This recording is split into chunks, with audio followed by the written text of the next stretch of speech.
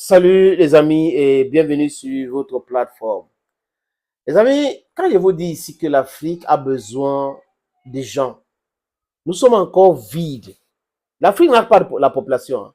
N'écoutez pas les gens qui disent que les Africains sont nombreux. On n'est pas nombreux. Je répète, l'Afrique n'est pas nombreux. Prenons cet exemple simple. Je vous épargne les chiffres. 30 millions de kilomètres carrés de superficie de l'Afrique. Je vous épargne ces chiffres-là. Regardez comment l'Afrique est grande. L'Afrique est grande au point de prendre les États-Unis, la Chine, l'Europe, même l'Inde. On met dans l'Afrique et ça ne suffit même pas. C'est comme ça que l'Afrique est grande. Hein. Je répète, c'est comme ça que l'Afrique est grande. Et si vous allez aux États-Unis, on parle de plus de 300 millions de personnes. En Europe, on parle de 450 millions de personnes. Si on mélange le Canada là-bas avec le Royaume-Uni, on est en train de toucher 1 milliard de personnes. La Chine a 1 milliard 400 millions de personnes. L'Inde, 1 milliard 400 millions de personnes. Les amis. Donc, on met ça en Afrique. Ça va donner quoi? À peu près 3 milliards et poussière de personnes. Et ça ne remplit pas l'Afrique. Et actuellement, l'Afrique a combien comme population? 1 milliard 300 millions de personnes. Mais vous vous posez la question que pourquoi ces gens-là disent que les Africains accouchent beaucoup? La raison est simple. Parce qu'en 1900, quand ils décident à Berlin, dans 1884, 5, 6, de diviser l'Afrique, c'était pour les ressources naturelles africaines, le sous-sol africain. Et ils étaient nombreux. En 1900, en 1900, disons ça comme ça, l'Afrique comptait 144 millions de personnes. L'Europe, le même nombre qu'aujourd'hui, 450 millions de personnes. Donc, c'était possible, avec les armes et tout, de venir contrôler l'Afrique. Du moins, pour le cas du Cameroun, Cameroun francophone, parce qu'il y a deux Cameroun, Cameroun anglophone, Cameroun francophone. C'est l'histoire du Cameroun. Même quand certains ne veulent pas accepter aujourd'hui, c'est ça l'histoire du Cameroun. Mes amis. Quand Ahidjo déclare l'indépendance d'une partie du Cameroun qui s'appelait la République du Cameroun à cette époque, le 1er janvier 1960, c'est là, c'est l'histoire, et le Cameroun anglophone n'était pas encore là, il n'y avait pas la réunification, donc c'est une partie qui a eu son indépendance, ça comptait à peu près 6 millions de personnes. Aujourd'hui, c'est combien? Nous avons 60% des terres arabes, dont on peut cultiver tout ce qu'on veut, les amis.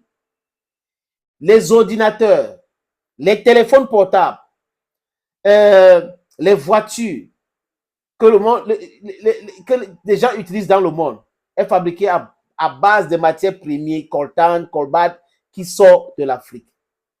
L'Afrique a une réserve d'or, diamants énorme, le pétrole, le gaz énormissime, les amis. Et l'Afrique n'a pas des gens qui vont exploiter tout cela. Et vous voyez les gens qui viennent nous expliquer que le planning familial. Les Africains doivent accoucher beaucoup d'enfants.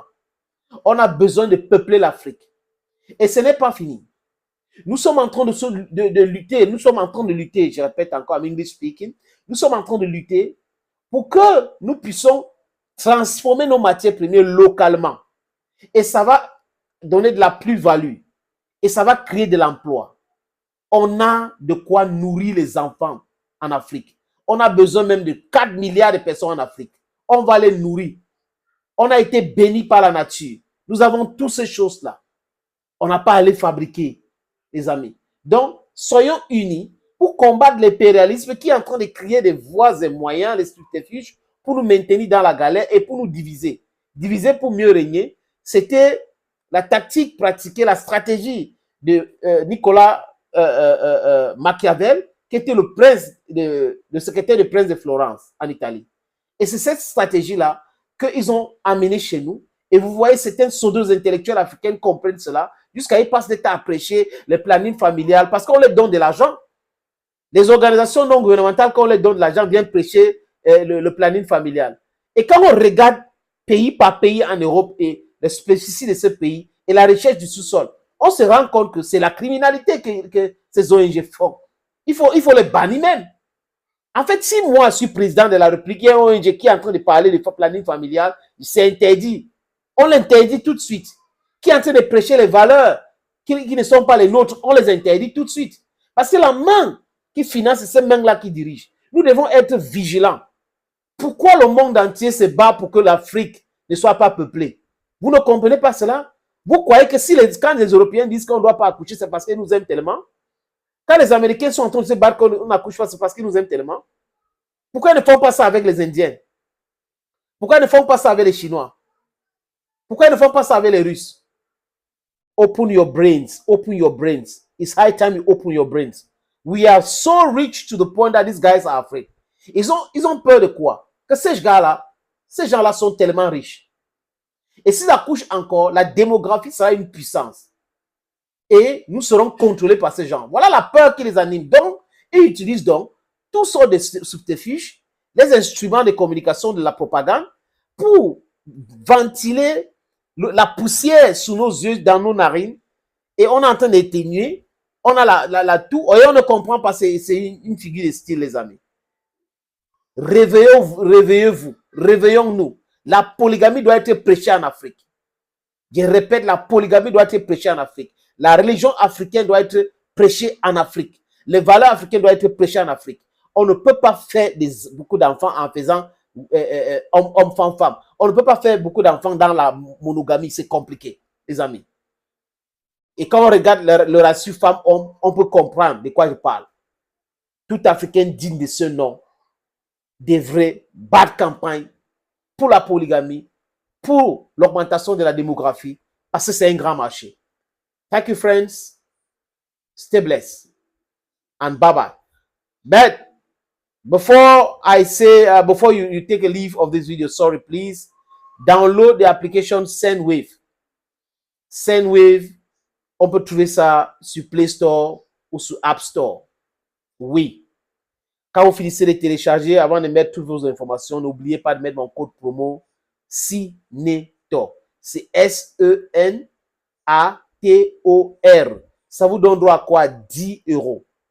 La diaspora africaine au Canada, aux États-Unis, en Irlande, au Royaume-Uni, en France, en Italie, en Belgique et en Espagne, téléchargez cette application et envoyez l'argent à destination de quoi? De quel pays? Désolé.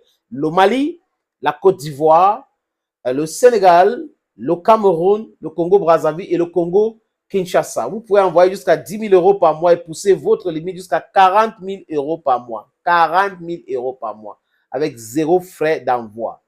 Thank you, friends. Thank you again and bye-bye.